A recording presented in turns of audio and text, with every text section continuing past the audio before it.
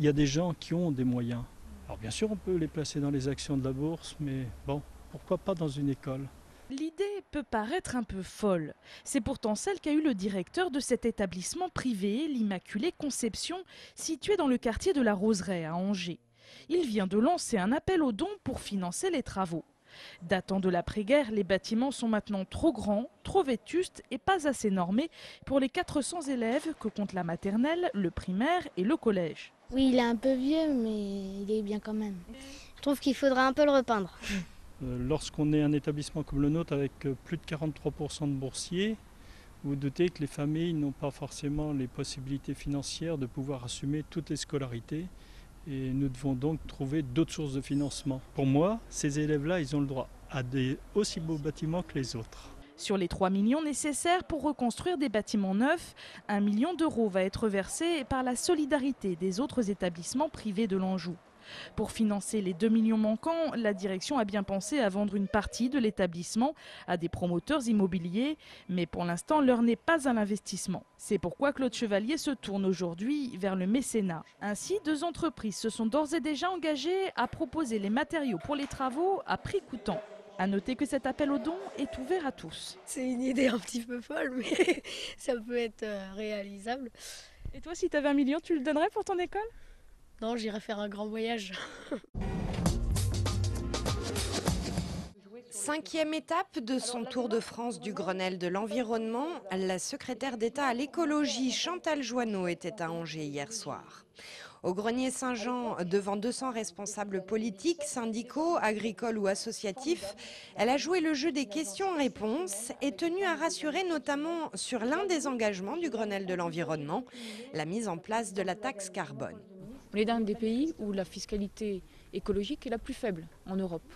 Et les pays qui l'ont mise en place, cette taxe carbone, non seulement ont réussi à baisser leurs émissions de gaz à effet de serre, mais en plus ont vu leur PIB augmenter très nettement. Je pense à la Suède, depuis 1991, ils ont eu une augmentation du PIB supérieure à celle des autres pays européens.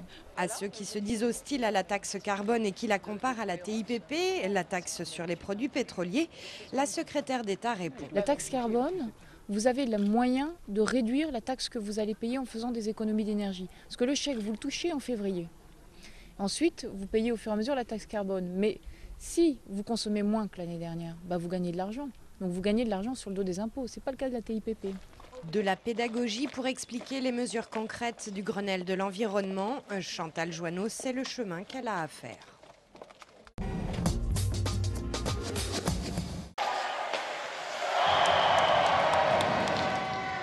Petite victoire hier pour les Ducs d'Angers. Les hockeyeurs ont finalement réussi à s'imposer 3-2 face aux Bisons de Neuilly-sur-Marne sur la patinoire du Haras.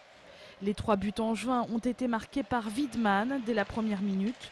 Puis il a fallu attendre 27 minutes supplémentaires pour voir Simon Lacroix égaliser. Le 3e but décisif n'a été marqué qu'à la 54e minute par Jokinen. Il partait largement favori. Et pourtant, la Vaillante affrontait hier soir l'équipe de la Romagne à l'occasion de la première journée des championnats de France salle Jean Moulin à Angers. Les hommes de Cyril Ciodo ont fait douter les Vaillantais jusqu'au bout. Après 4 heures de suspense, la Romagne a arraché un match nul, 3-3. C'est la première fois qu'on fait match nul contre eux. Normalement, on gagnait à chaque fois, mais ce match nul a un petit goût de victoire parce qu'on est mené 3-1. C'est vraiment compliqué pour nous toute la fin de match parce qu'on est mené, on gagne 3-2, 12-10 à la belle le dernier match. Voilà, bravo aux joueurs. Les supporters de la Vaillante ont pu apprécier le jeu spectaculaire du défenseur grec Dionis. Avec Thiago Montero, il fait partie des dernières recrues du club. Dionis, ça fait 4 ans qu'on voulait le recruter, donc enfin. Et voilà, moi je pense que ça se passe très bien sur l'intégration. Sur ce premier match, voilà, il a été vraiment pas exceptionnel parce qu'il n'a pas tout gagné, mais vraiment été très très bon. Donc voilà, on est satisfait. Sur Thiago, c'est pareil, on le voit depuis quelques années. Malheureusement, il a un petit problème au poignet, donc sur le niveau de jeu, on vous dira un peu plus tard, mais sa rentrée est un petit peu différée. Thiago Montero jouera peut-être vendredi prochain contre les Autrichiens de Niederösterreich à l'occasion de la Ligue des Champions, l'un des enjeux majeurs de cette saison. L'équipe est la plus forte qu'on ait jamais eu à Angers. Par contre, le championnat ne cesse de progresser. Donc on a l'ambition d'essayer de finir dans les 4 premiers. On sait que ça va être difficile. mais c'est la condition pour arracher une place qualificative à la Ligue des Champions. Et puis en Coupe d'Europe, c'est très dur. Donc on va essayer de finir deuxième de poule pour aller en quart de finale ou troisième de poule pour intégrer la Coupe UEFA. La Vaillante a choisi de recruter des internationaux pour jouer les premières places. Reste à savoir si ce pari lui réussira.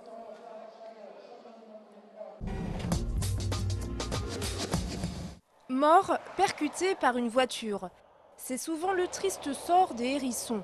Entre 700 000 et 1 million seraient écrasés chaque année en France. Ici, sur la route de Brissac, près d'Angers, un hérisson meurt chaque jour. Un vrai fléau pour Hélène de Romans. Elle est membre du Sanctuaire des hérissons, une association qui se bat pour la sauvegarde de l'espèce. Tuer un hérisson, c'est une catastrophe pour l'espèce, parce que l'espèce est en voie d'extinction. Elle n'est pas en voie de disparition, elle est en voie d'extinction. Une femelle ne peut avoir des petits qu'à 2 ans, et que dans la mesure où l'espérance de vie est de 18 mois, la plupart des hérissons se font tuer avant même d'avoir réussi à reproduire. L'une des solutions proposées par l'association serait d'aménager des passages protégés sous les routes départementales. Je pense que ce qui serait intéressant, c'est qu'on aménage les bas-côtés de manière à ce que les hérissons aient de la difficulté à monter le bas-côté du côté de la route et soient obligés de longer les talus jusqu'à ce qu'ils trouvent une buse qui leur permette de traverser. C'est ici, dans sa maison à Sainte-Melaine-sur-Aubance, qu'Hélène s'occupe de ses petits protégés. Des bébés hérissons ou des rescapés de la route qui ont trouvé refuge dans son jardin. Les jardins sont d'ailleurs des endroits très prisés par le hérisson où son rôle y est primordial. Il est très utile parce qu'il mange les limaces, il mange les escargots, il mange les chenilles, il mange les vers blancs, c'est-à-dire la larve du hanneton. Il mange tout un tas d'animaux qu'on essaie de détruire par ailleurs. Donc qu'on le laisse faire, il le fera à son rythme, il le fera très bien.